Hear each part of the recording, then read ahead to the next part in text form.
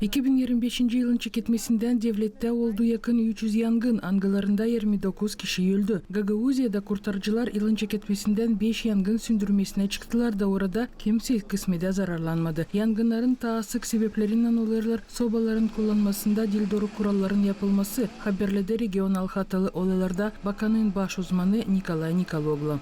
Bunun için isteyiriz aklınıza getirelim önemli kuralları ki sizin evleriniz hem yaşamalarınız korulu olsunlar. Sobaları yakarken yasak edilir, bırakma sobaları bakmasız hem de koymama uşakları onları yaksınlar hem baksınlar. Kömürü, odunları hem başka yakmak materyalleri lazım koyma mahsus yerlere soba yanında. Yasak edilir yakma sobaları angılarını yokunca gazlan, kömürlen ya da kokslan yakma. Sobaları yakma o odalarda nerede geçerler toplantılar ya da başka olaylar hem de yokunca pek sobaları ısıtma. Vatandaşlar unutmayın, kuralların yapılması kurtarır yaşamanızı. Eğer hatalı olay raz gelirse de açın telefonu 112.